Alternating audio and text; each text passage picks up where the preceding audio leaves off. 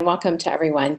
So we're going to spend the next few hours talking about HIPAA and high tech and how we are using this in a clinical research setting. Of course, originally the security and privacy rules were established to support covered entities who were billing and providing medical services, but we do use protected health information in the course of good clinical practice and in clinical research. So we want to be aware of those regulations, and we want to be mindful of how we ensure that we maintain the confidentiality of records, as is also mandated under ICH E6R2.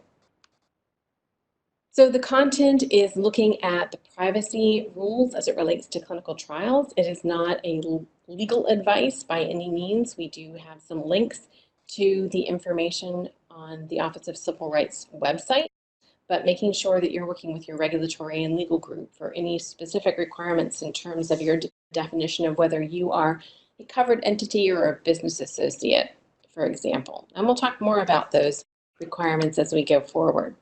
So what we'll be talking about is the history of HIPAA authorization and its impact on clinical research. As an auditor, I believe it to be one of the least understood or maybe misunderstood, most misunderstood pieces of regulation surrounding what we do in clinical research.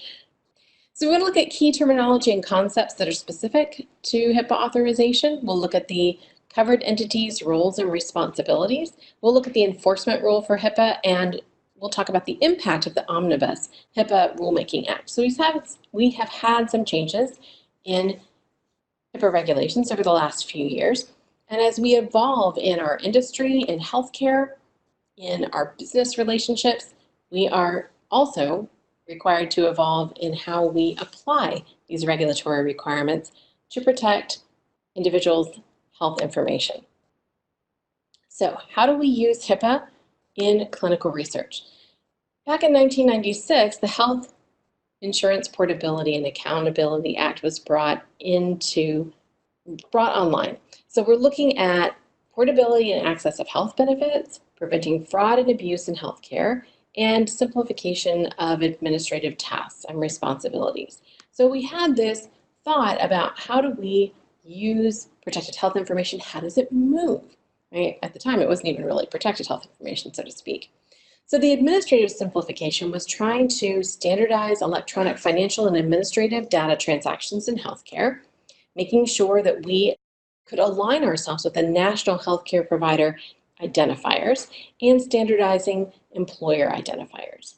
Also, one of the concerns at the time was how do we ensure that we have protected people and protected the privacy of people and the data that's moving around.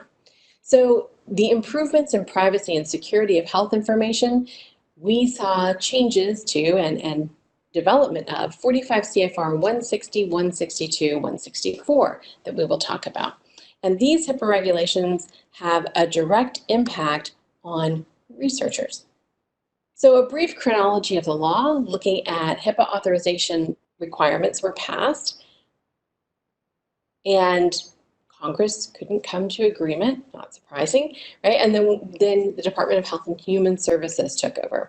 And in November of that year was the first proposed HIPAA privacy rule, with a final the following year. So we had the efficacy date or the effective date of privacy regulations in 2001. And this morphed into the privacy rule and more information about privacy regulations back and forth, working with the Office of Civil Rights and getting us where we are now, looking at the privacy rule and the security rule. So just as background on this, we had requirements for NIH, also looking at protecting personal health information in research. We see guidance on that. How do we use this law and these regulations in a clinical research setting? So again, changes and updates. We have the privacy law, and then we have the security law for electronic health information. Now, with our Omnibus, which we'll talk about, we had updates in January of 2013, and this represented changes in, as I said, healthcare and thinking, updates in the privacy, security, enforcement, and breach notification under high tech. So many of us are not familiar with high tech, but understanding that it is built into these regulations, and this is the Health Information Technology for Economic and Clinical Health Act. And then, of course, GINA for the Genetic Information Non-Discrimination Act.